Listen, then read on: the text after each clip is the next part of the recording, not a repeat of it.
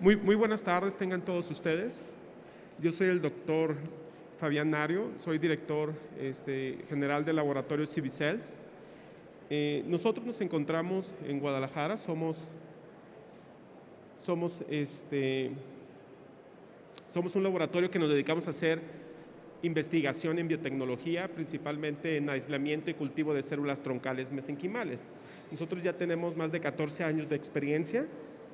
Actualmente somos el único laboratorio que hizo ya un protocolo en México con células troncales mesenquimales y lo hicimos en COVID, lo hicimos en el Hospital Salvador Subirán. Nuestro laboratorio cuenta con 2 cuartos limpios. El primero de ellos es un cuarto en donde nosotros hacemos el aislamiento y cultivo de estas células troncales mesenquimales. El segundo laboratorio, nosotros realizamos ahí los controles de calidad, que más adelante voy a hablar sobre esto. Estas son unas imágenes.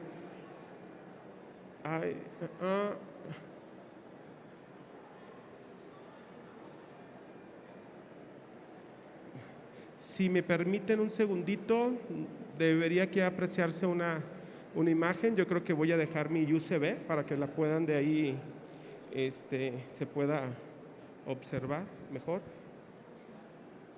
Puedo ir hablando un poquito más adelante de todo esto. El tema de las células troncales mesenquimales actualmente se está utilizando para ciertas enfermedades, entre ellas las enfermedades autoinmunes. ¿De dónde podemos obtener nosotros estas células troncales mesenquimales?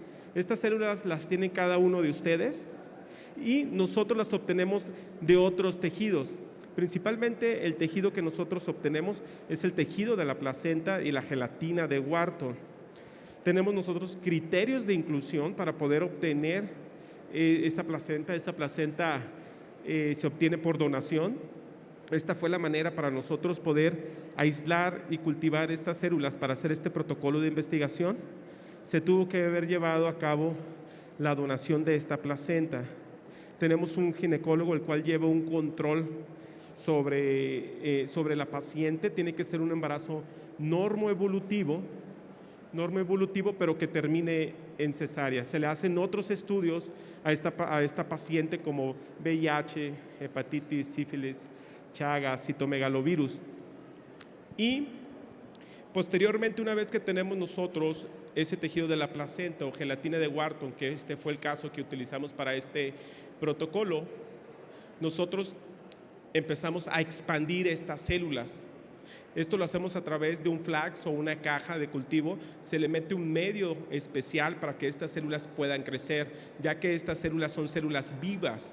La viabilidad de estas células es de 3 días, si no estas células se mueren.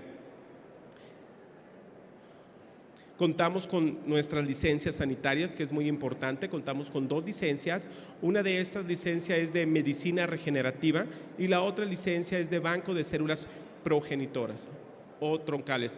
Estas son nuestras alianzas que nosotros tenemos, con las cuales nosotros colaboramos y trabajamos tanto en ciencia básica como en protocolos de investigación en pacientes, el CIMBESTAB, el Hospital de Nutrición y el TEC de Monterrey. Antes de entrar sobre este tema, para mí es importante que ustedes puedan entender el concepto de reparo y el concepto de regeneración. Reparo es el cambio de un tejido maduro lesionado por otro tejido inmaduro de diferentes características y funciones. Regeneración es el cambio de un tejido maduro lesionado, pero se sustituye por otro tejido, pero con las mismas características y funciones. Es decir, hay una célula dañada, se sustituye por otra célula con las mismas características y funciones. Y esto sí existe y los vemos en algunos animalitos, como es en el cangrejo del río, gusano del agua y en el embrión. Sin embargo, también en nuestro organismo también hay ciertos órganos que se regeneran. Como ustedes bien conocen, el epitelio de la piel cada determinado tiempo muda, el epitelio obstructivo del intestino delgado también, el hígado, cuando hay una fractura, la formación del callo óseo también, ¿no? Y el músculo. Esta es una imagen de una gráfica que hice. Vamos a medir lo que es magnitud-tiempo y vamos a hablar sobre en la etapa adulta. Y cuando hablo adulto, no me refiero a una persona de 18 años que pueda fumar o tomar, me refiero post-nacimiento. ¿Qué pasa con estas células troncales mesenquimales? Recuerden que durante la etapa del desarrollo embrionario existen otro tipo de células madres. Estas células madres son células madres embrionarias y estas células forman todos los órganos y tejidos. En la etapa del adulto post-nacimiento, las células encargadas de poder crear un microambiente favorecedor para una regeneración cuando nos enfermamos, cuando tenemos un estrés oxidativo, el tema emocional, entre otros factores de riesgo, si fumas, tomas, etcétera, las células encargadas que contribuyen a regenerar son las células troncales mesenquimales. Obviamente, la capacidad de estas células que tenemos nosotros es mucho menor que la de una célula madre embrionaria. Vamos a suponer que en la etapa adulta hay un proceso inflamatorio. Como pueden observar, se monta un proceso inflamatorio por una lesión aguda, pero es un proceso inflamatorio masivo. ¿Qué sucede aquí? Ya hablamos que regeneración es la sustitución de una célula dañada por otra célula. Pero ¿qué sucede en la etapa adulta? Hay una baja disponibilidad de células progenitoras. Por ende, el organismo busca una solución rápida para poder repararse y como consecuencia tenemos una cicatriz. ¿Qué es lo que nosotros hacemos en medicina regenerativa? Lo que nosotros hacemos en medicina regenerativa es aumentar la cantidad de estas células troncales mesenquimales del propio paciente. ¿Y cómo lo hacemos? Aplicando estas células exógenamente. ¿Ok? Pero lo más importante es que estamos aplicando una célula con mejor viabilidad y calidad que la del propio paciente o la que nosotros tenemos ahorita aquí. Es por eso que nosotros preferimos obtener estas células de tejidos que tienen una plasticidad celular mucho mayor. ¿A qué me refiero con plasticidad celular? Me refiero a la capacidad de esta célula para poderse diferenciar en más órganos y tejidos. Entonces, si nosotros aumentamos la cantidad de estas células, ¿qué es lo que estamos aumentando? La regeneración. Y por ende, tenemos una disminución de una complicación llamada cicatriz o fibrosis. En la etapa embrionaria ya hablé que las células encargadas de formar los órganos y tejidos son las células madres embrionarias y en la etapa adulta son las células troncales mesenquimales. Esta célula madre tiene una división asimétrica. ¿A qué me refiero asimétrica? Que se clona a ella misma, pero también se diferencia a otro tipo de célula, una célula hija. Esta célula hija tiene la capacidad de diferenciarse a un órgano o tejido específico. Mientras tanto, la clonación de ella misma tiene la capacidad de autorrenovación.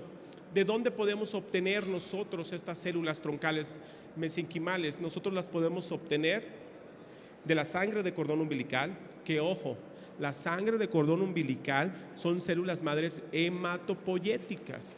Son diferentes a estas células troncales mesenquimales. ¿A qué me refiero con hematopoyéticas? Que se utilizan para diferentes tipos de cánceres sanguíneos, leucemias, linfomas, talasemias. ¿Ok? ¿Qué otras fuentes conocemos? La gelatina de Wharton, tejido de placenta, amnios, grasa, la pulpa dental, ¿ok? Entre otras. ¿Qué es lo que nosotros hicimos en el laboratorio? Aislamos estas células, las cultivamos y mandamos analizar que realmente estas células cumplan con las características que marca la Sociedad Internacional de Terapia Celular. Este es el tejido de la placenta y este es la gelatina de Wharton. Una vez que nosotros aislamos estas células, nosotros las metemos en un medio en el cual se encuentren en este medio especial para que puedan estas crecer. Si alguno de ustedes nos piden unas células o en este estudio de investigación que hicimos, cuando nos pidieron las células, nosotros las sacábamos de aquí y este medio rojo que ustedes ven aquí es el medio de cultivo que se le dan a estas células. Aquí les pongo dos imágenes, así se ven estas células troncales mesenquimales después de haberlas aislado. Vean, una característica de estas células es que se adhieren al flax y a la semana así se ven todas estas rayitas. Estas imágenes nosotros las obtenemos de un microscopio invertido. ¿Qué sucede cuando nosotros hicimos este protocolo de investigación o alguien nos pide este tratamiento para alguno de nuestros pacientes? Nosotros la sacamos de aquí, de ese flax, de esa caja que les mostré y Y así es como se ven las células troncales mesenquimales juntas, aglomeradas. Estas células nosotros las mandamos en un vial. Por tal motivo, una célula no vive en un vial. Por eso les comentaba que la vida media de estas células es de 3 días y el vial solamente es un medio de transporte para poderlas aplicar al paciente por vía intravenosa. Nosotros mandamos a analizar estas células porque antes de hacer este protocolo de investigación o utilizarlas para ciertas enfermedades, es importante que nosotros sepamos que lo que nosotros estemos cultivando sean células troncales mesenquimales. ¿Y cuáles son las características que tienen que tener estas células inmunofenotípicamente? Tienen que presentar ciertos marcadores, principalmente el marcador CD73, 90 y 105. ¿Por qué podemos nosotros utilizar estas células y ponérselas a un paciente y que no cause una reacción injerto contra huésped? Una característica de estas células es que no presentan MAC2, complejo de histocompatibilidad clase 2. Entonces, al no presentar el MAC2, no pueden ser detectadas por el organismo y no pueden ser atacadas. Y por ende, estas células pueden ir a un órgano o tejido específico. Sacamos otros estudios de oncogenicidad que son importantes para nosotros. ¿En qué enfermedades podemos utilizar estas células? Actualmente está muy de boga el tema de las células troncales mesenquimales. Estas células no funcionan para todo, funcionan para ciertas enfermedades en donde realmente hay un sustento bibliográfico. Y me refiero a enfermedades cardiovasculares, principalmente en enfermedades autoinmunes, lesiones medulares. Estamos utilizando mucho en lesiones medulares, estamos utilizando en pacientes con Alzheimer, Parkinson, diabetes, pero más que en la diabetes, en las complicaciones de la diabetes como insuficiencia renal, infarto agudo de miocardio. El tratamiento de la diabetes no se va a curar con células madres. El tratamiento de la diabetes es y seguirá siendo dieta y ejercicio. Que las células pueden ayudar a mejorar, sí, pero básicamente la recomendación sería para retardar o evitar las complicaciones de la diabetes, que el paciente caiga en insuficiencia renal, mejorar la tasa de filtración glomerular, el infarto agudo de miocardio, retinopatía diabética, neuropatía diabética. Una de las principales características de estas células es que son inmunomoduladoras. Es por eso que estas células se utilizan para enfermedades autoinmunes, lupus, psoriasis, artritis reumatoide. ¿Ok? Para entrar un poquito en el tema del protocolo que nosotros realizamos en el Hospital Salvador Subirán, el tema del COVID, pues ya ustedes lo conocen perfectamente, no hay mucho que platicar sobre el tema. Voy a hacer un repaso general. Saben que se puede dividir en un estadio leve, moderado o severo y cada uno de esos estadios tiene sus síntomas y sus complicaciones. Ese es un poquito sobre lo que pasa en el COVID. Llega el SARS-CoV-2 y se va a unir a un receptor YK2 que se encuentra principalmente en el neumocito tipo 2, pero estos YK2 se encuentran en más de 70 tejidos de nuestro organismo. ¿Y cómo se va a unir? A través de una proteína que ustedes ya conocen, que se llama proteína Spike. Entra, se une y empieza una división celular. Esa división celular de ese virus se lleva a cabo a través del citoplasma y posteriormente es liberado por exocitosis. Cuando este virus se va replicando, en el interior empieza a haber agregación de células proinflamatorias. ¿Qué células proinflamatorias conocemos? Linfocitos, monocitos, macrófagos, ¿ok? Y eso a su vez aumenta la cantidad de interleucinas. Recuerden la famosa lluvia de interleucinas, ¿no? que pasan en el COVID. ¿Qué interleucinas intervienen ahí? Inflamatorias. Ajá. Exacto. La 12 y el interferón gamma. Todas las que dijo la doctora. Entonces, todas esas interleucinas proinflamatorias, ¿qué van a hacer? Pues van a traer más células proinflamatorias y eso se vuelve un círculo vicioso.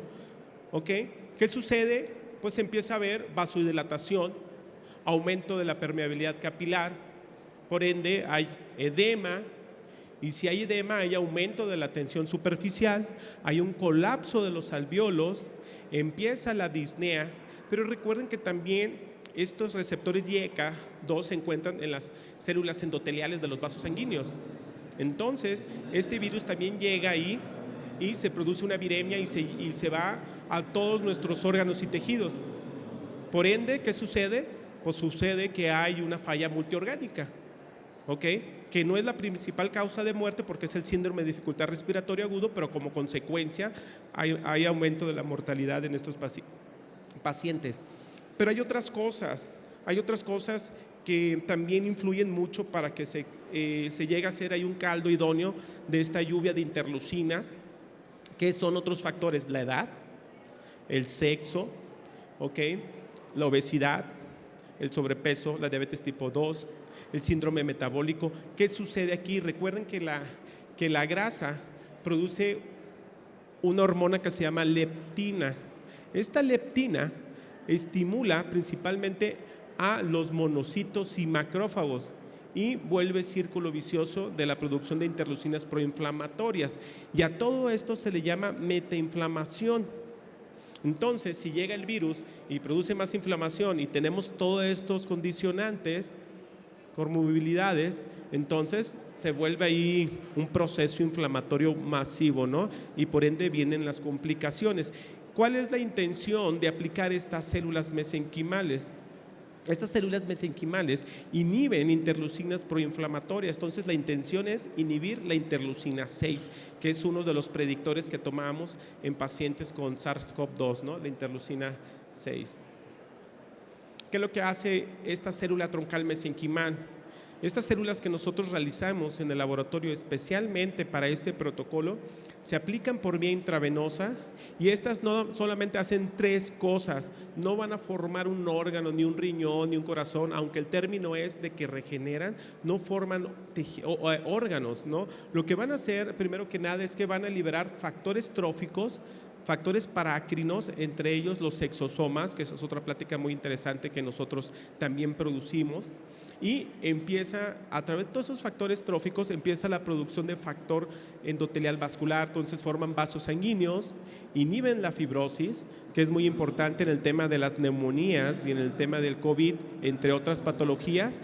Y lo otro que hacen estas células es que inhiben la apoptosis, ¿ok? Pero aquí viene el tema interesante también.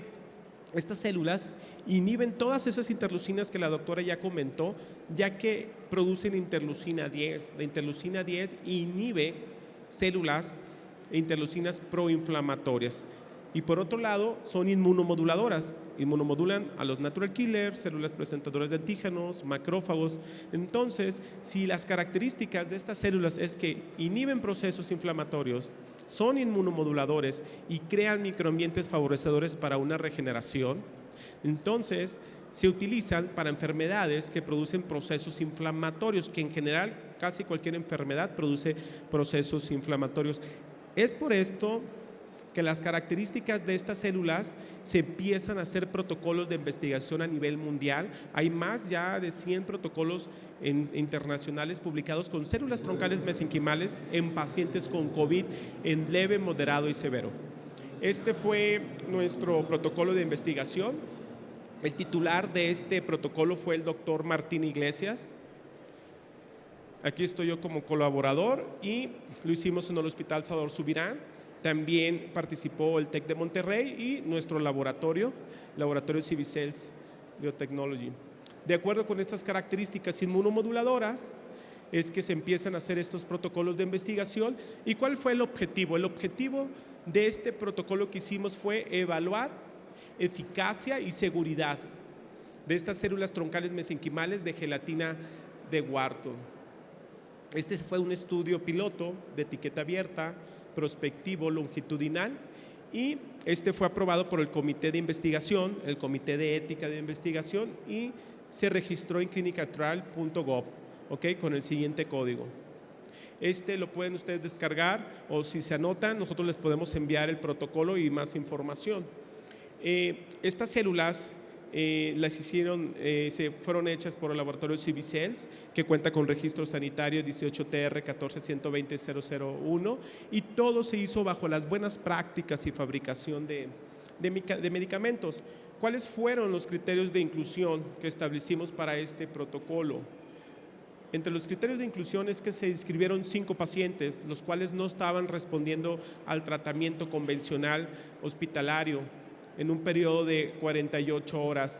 Otro criterio fue que estos pacientes tenían que cumplir con el requisito con una presión parcial de oxígeno y una fracción inspiratoria de oxígeno menor de 100, es decir, tenían que tener síndrome de dificultad respiratorio severo, ¿ok? Y además neumonía bilateral, que era otro criterio, concentraciones de dímero D, al menos con un 50% del valor de referencia, concentraciones de ferritina por arriba de 1000 y el diagnóstico de neumonía bilateral por medio de una tomografía en el cual se aprecia la imagen de opacidad en vidrio deslustrado o opacidad de esmerilado. Y algo que se midió también fue el SOFA, que tiene que ser menor de 11. El SOFA lo que evalúa es la cantidad de órganos o falla multiorgánica que tiene el paciente. Todas estas concentraciones de dímero D, proteína C reactiva, ferritina fueron evaluadas por un periodo de 21 días. ¿Cuáles fueron los criterios de exclusión? Es decir, aquellos criterios que se tomaron en cuenta para no aceptar a estos pacientes, pues fueron pacientes que tuvieran síndrome de dificultad respiratoria aguda de otra causa que no sea por COVID, ¿verdad? Pacientes con trombosis venosa profunda reciente, tromboembolismo pulmonar en los últimos 3 meses, algunas enfermedades como cáncer, insuficiencia hepática, traumatismos, ¿verdad? O pacientes muy graves, los cuales no pudieran sobrevivir en los próximos 5 días. De lo más interesante que evaluamos es precisamente la presión arterial de oxígeno y la fracción inspiratoria de oxígeno. Ya comenté que fueron 5 pacientes. Esta imagen es del paciente número 1. Les comentaba que esta tenía que ser pacientes por abajo de 100. En su ingreso estaban en 150, fueron decayendo y efectivamente el paciente llegó por abajo de 100, fue uno de los criterios. Inmediatamente después de la infusión de estas células troncales mesenquimales, las cuales se aplicó 1 millón por kilo de peso, vean el aumento de la presión arterial de oxígeno y la fracción inspiratoria de oxígeno. Es decir, de ser un paciente grave, severo, pasó a un paciente moderado. Vamos con la segunda imagen. El segundo paciente decayó por abajo de 100, llegó a 200, luego decayó, se le aplicaron las células y vean cómo fue aumentando paulatinamente por arriba de 150. El paciente número 3 ingresó por abajo de 100 y después de la infusión de estas células fue aumentando casi cercanos a los 200. El paciente número 4 fue un paciente en el cual ingresa con 100, decae por abajo de 100, inmediatamente después de la infusión de estas células, vean cómo aumentó, sin embargo tuvo algunas fluctuaciones y fue decayendo este paciente posteriormente. El paciente número 5 igual ingresa por abajo de 100 y igual que el paciente número 4, aumenta esta presión arterial de oxígeno inmediatamente después y posteriormente decae. Fueron estos 5 pacientes, fueron 4 femeninas y un varón. El primero es un paciente de 34 años, masculino, con obesidad mórbida, un SOFA comentaba que era menos de 11, este tenía 11, una presión arterial de oxígeno de 76, con un síndrome de dificultad respiratorio grave severo, todos son graves severos, y con un diagnóstico de SARS-CoV-2 positivo con PCR. El segundo paciente, 58 años, femenina, con obesidad mórbida, diabética, tipo 2, hipertensión, hipertiroidismo, dislipidemia, un SOFA de 7, 84 la presión arterial de oxígeno. El paciente número 3, 66 años, masculino, diabético tipo 2, fibrosis con fibrosis pulmonar, un SOFA de 4, paciente grave con una presión arterial de oxígeno de 62. Este paciente es un paciente muy particular porque el protocolo lo hicimos en el mes de noviembre del año pasado. En estas fechas estaban los hospitales saturados. Desafortunadamente, este paciente no tuvo la oportunidad de intubarse. Todos los pacientes se intubaron. ¿Por qué no se intubó? Porque no había espacio. Entonces este paciente se atendió en piso, obviamente con las consecuencias que esto iba a conllevar. Paciente número 4, 62 años, masculino, con sobrepeso, SOFA de 6, presión arterial de oxígeno de 86. Y paciente número 5, 43 años, masculino, obesidad mórbida, un SOFA de 6 y una presión arterial de oxígeno de 59. ¿Qué pasó? Después de la aplicación o la infusión de estas células troncales mesenquimales, se hizo una relación de la aplicación de estas células con la presión arterial de oxígeno y la fracción inspiratoria de oxígeno, y se comprobó que inmediatamente después de la infusión de estas células de gelatina de Wharton del laboratorio CB Cells, aumentaron los valores de esta presión arterial de oxígeno, que fue progresivo, pero significativamente por un periodo de 7 días. Es decir, todo esto se midió a través de una escala que se llama Kruskal-Wallis, que es una prueba no paramétrica, y el resultado fue significativo, es decir, estuvo por abajo de una P de menos 0.05%. ¿Qué pasa con el dímero D? Todos estos pacientes desarrollaron concentraciones elevadas de dímero D después de la aplicación de estas células. Todos los pacientes mejoraron, sin embargo hubo algunas fluctuaciones en estos pacientes, principalmente por las complicaciones que ya presentaban de falla multiorgánica de muchos de ellos.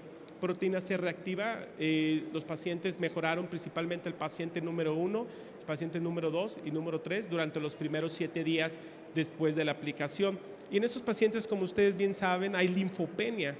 Los pacientes tuvieron una mejora de estos linfocitos, exceptuando el paciente número 1. Esto es lo que les comentaba del paciente número 3, tenía las indicaciones absolutas para hospitalización en UCI, sin embargo en este momento no había camas disponibles, ¿no? Entonces se atendió principalmente en piso, y todos los demás, los pacientes, se entubaron. Aquí hay una imagen, no sé por qué no sale la imagen. Son los resultados de esos 5 pacientes, de esos 5 pacientes los cuales se evaluaron. El paciente número 1 no tuvo eventos adversos, ¿ok? Y este paciente duró 16 días entubados. Después de la infusión de las células se desintubó a los 9 días y se dio de alta. El paciente número 2, la femenina de 58 años de edad con todas estas comorbilidades, esta paciente tampoco tuvo complicaciones después de la infusión de estas células. Esta paciente duró 14 días intubada, y al día después de la infusión pasaron 12 días y se desintubó y se dio de alta esta paciente. El paciente número 3, esta paciente tuvo calambres musculares. No se le dio nada a la paciente, mejoró a los 10 minutos esta paciente número 3, y esta paciente, recuerden que no se intubó, se dio de alta esta paciente después de 16 días de la infusión de las células. El paciente número 4, este paciente tuvo algunas taquicardias, los cuales mejoraron después con algunos sedantes, y este paciente empezó a tener sangrado activo. El paciente número 4, sangrado activo, hizo una tromboembolia de miembros, hizo una trombosis de miembros inferiores izquierdos esta paciente, y esta paciente inclusive se le retiraron los anticoagulantes, se le transfundieron 2 unidades de sangre a esta paciente, y después de la intubación se cultivó una bacteria, la bacteria Cloaque, en la intubación. Esta paciente falleció. El paciente número 5 es masculino de 43 años. Este paciente tuvo sangrado activo, tuvo epistaxias. y también se retiró los anticoagulantes. Al ingreso de este paciente se detectó insuficiencia renal, una creatinina de 2.5, que a medida que fue pasando los días empezó a tener una creatinina de 7.14. Se le dieron hemodiálisis, pero fueron hemodiálisis incompletas de este paciente, y este paciente falleció. Aquí está el paciente número 4. Les comentaba que transfundieron 2 unidades de glóbulos rojos.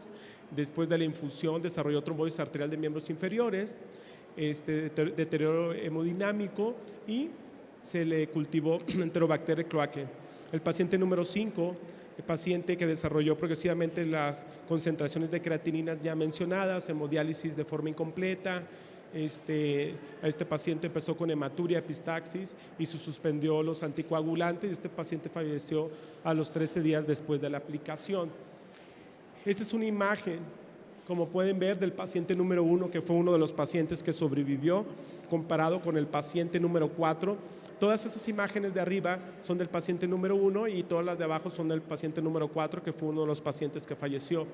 Vean, antes de la aplicación, cómo pueden ver ustedes las imágenes de vidrio desmerilado, y se le hizo una imagen tridimensional a estos dos pacientes, al 1 y al 4.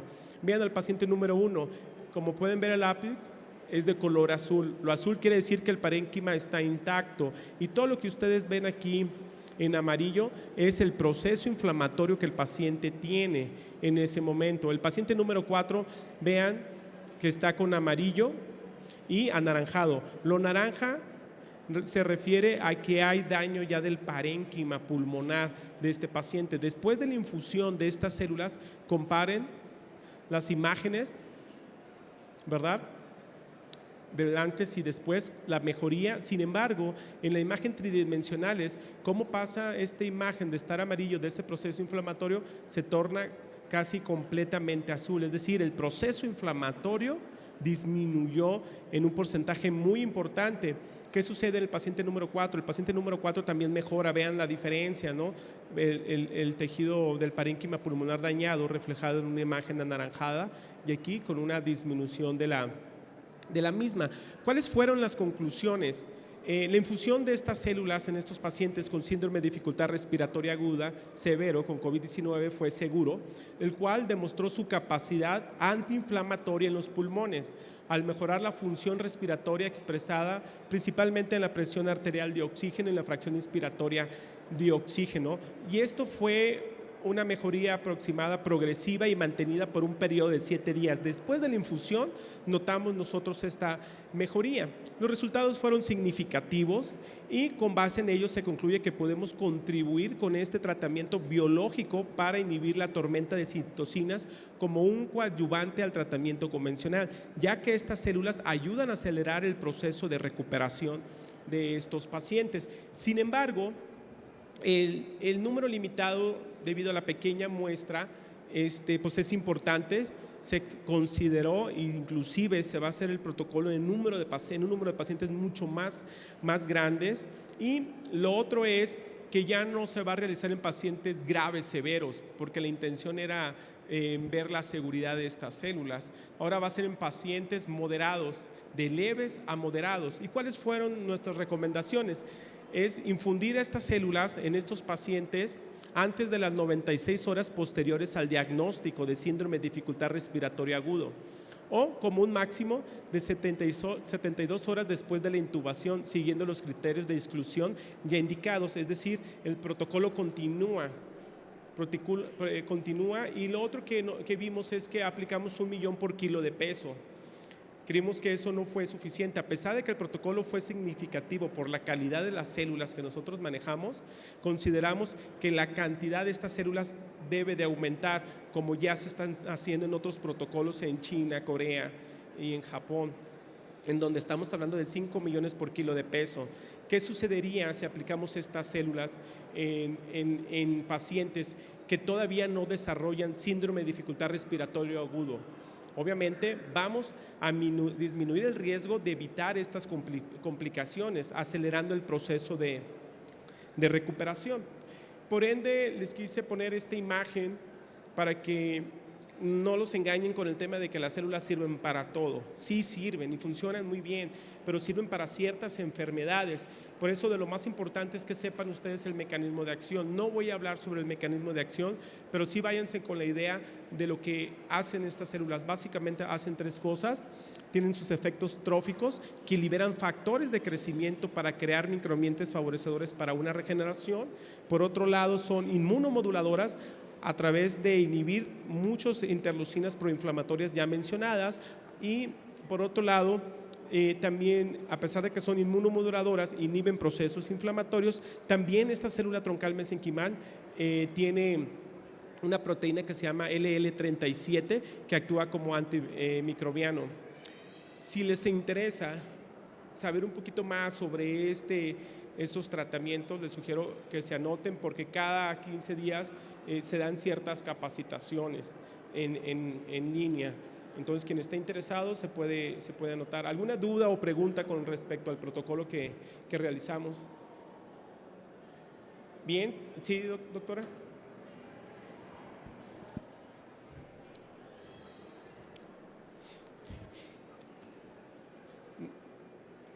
Le voy a poner el audio.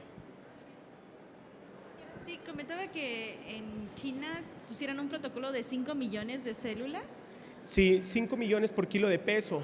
Mesoblast hizo otro de 2 millones por kilo de peso. Yo creo que el 40-50% utilizaron 1 millón por kilo de peso de diferentes fuentes. Fueron algunos obtenidos de grasa, en su gran mayoría, el 80% de los protocolos fueron obtenidos de grasa, los otros fueron de gelatina de Wharton. ¿Por qué se decidió de 1 millón por kilo de peso? Porque indudablemente es algo que tenemos que iniciar desde abajo, principalmente con la seguridad, ¿verdad? Que son normas que nos da ahora sí el comité de ética y el comité de investigación. Nosotros sugerimos una cantidad de células mucho mayor, pero al final de cuentas los resultados fueron positivos, y creemos que ahora en este nuevo protocolo que se haga, la cantidad de células va a importar. Y el otro tema es no aplicarlo en pacientes ya intubados, evitar precisamente esa lluvia de citocinas o interleucinas. Okay. Sí. Gracias. ¿Alguna otra pregunta? Bueno, de mi parte sería todo, y cualquier duda se pueden anotar y nosotros les hacemos llegar sus dudas.